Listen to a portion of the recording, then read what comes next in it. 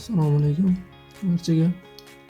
Demak, bugungi yechadigan masalamiz statikaga tegishli bo'lib, richaklar mavzusidan bitta masala ko'rib yechamiz demak. Hop, statikani birinchi masalasi.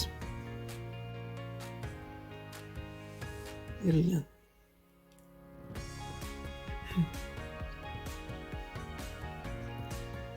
Horizontal joylashgan richak ichilariga 2 kg va 5 kg massali yuklar ilingan. M1 2 kg va M2 5 kg. Muvozanatda turgan bu yuklar uzun yelkaning uzunligi 50 cm bo'lsa, richakning uzunligini topishimiz kerak. Hop. L1 52 cm bo'lsa, 10 metrga o'tkazsak 0,5 metr bo'ladi. Umumiy elni topishimiz kerak.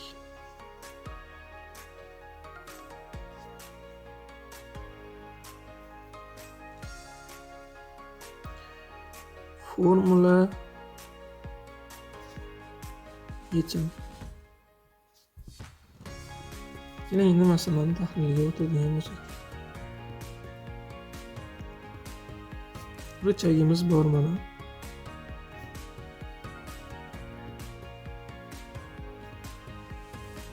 Mana bir el uzunlikdagi richagimiz bor. Demak, richakning uchlariga M1 va M2 massali jismlar ilingan.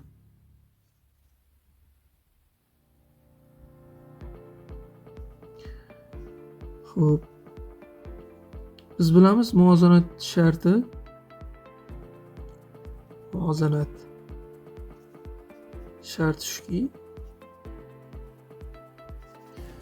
Xo'p. Ikkala jismning momentlari teng bo'lishi kerak yoki da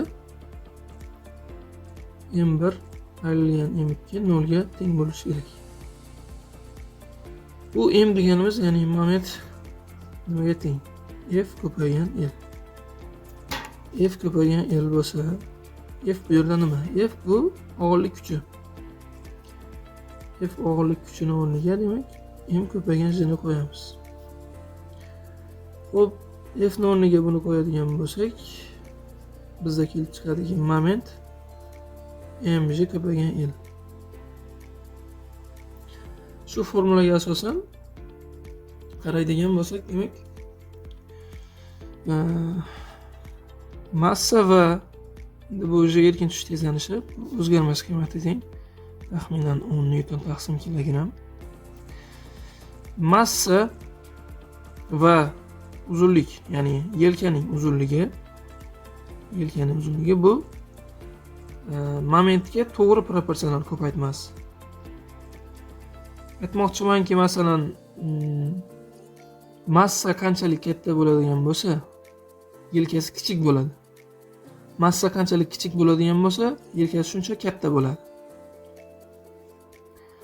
Chunki ularning ko'paytmasi demak konstanta bo'lishi kerak. O'shaning uchun shu qoida bor. Masalan, bu formuladan topadigan bo'lsak, mana qaranglar. Mana shu formuladan M ni topaylik, ya'ni massani. Yonida turganlar mahrajga tushadi. J ko'paygan L va suratda M. Mana 4-formula deylik. Ya'ni massa proporsional 1 taqsim L ga. Massa qancha katta bo'lsa, yelka shuncha kichkina bo'ladi. Yoki teskarisi. Yelka qancha katta bo'ladigan bo'lsa, massa kichik bo'ladi. Teskari proporsional. O'shaning uchun bu yerda bergan bizga eng katta, demak, eng uzun yelkasi 50 cm. Demak, uzun yelkada kichik massa yotadi. Ya'ni M1 mana yozganmiz. Uzun yelkada, keling mana tayanch shu yerdan qo'yaylik. Tayanch shu yerdan qo'yadigan bo'lsak, xo'p,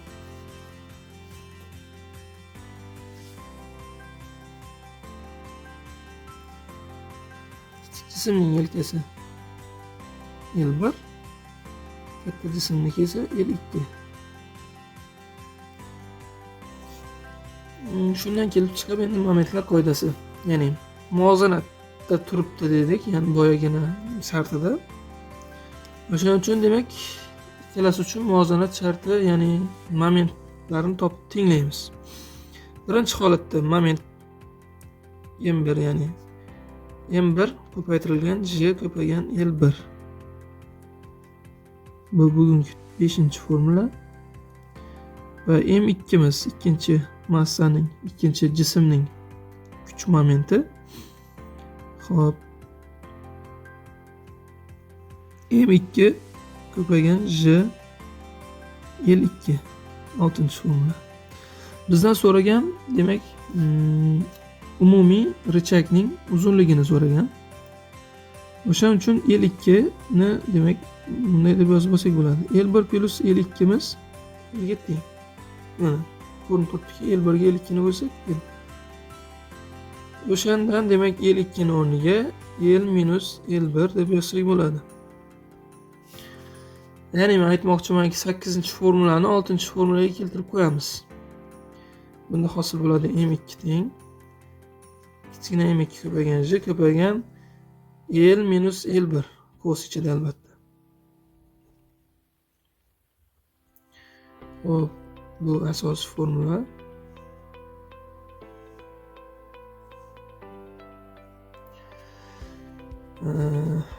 Shunday olib qaraydigan bo'lsak, endi M1 bilan M2 ni tenglaymiz. Masalamiz oson, lekin iloji boricha sodda qilib tushuntirishga harakat qilyapman. Og'zaki yechsam bo'ladi, lekin qo'pol qilib aytganda, lekin soddalashtirib yechgan yaxshi baribir. Baribir ko'pchilik o'rganuvchilar, yangi o'rganuvchilar bor fizikani. Xo'p, tenglaydigan bo'lsak, N1 kichkina N1 ko'paygan J ko'paygan L1 teng buni o'rniga.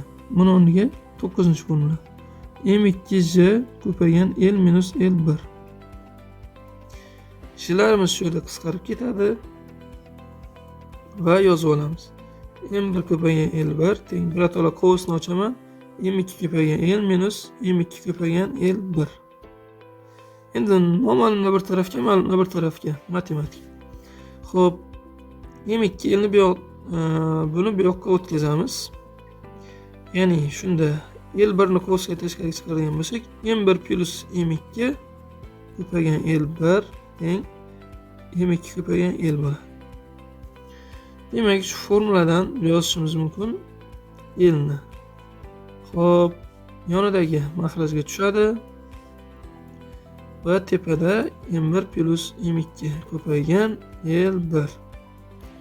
Buni umumiy formula qilib yozsak ham bo'ladi. Ya'ni yodlab qo'ysak bo'ladi. Mana shu formula, ya'ni yana ham soddalashtirib yozadigan bo'lsak, alohida maxrajga yozib M1 bo'lingan M2 plus 1 ko'paygan L1.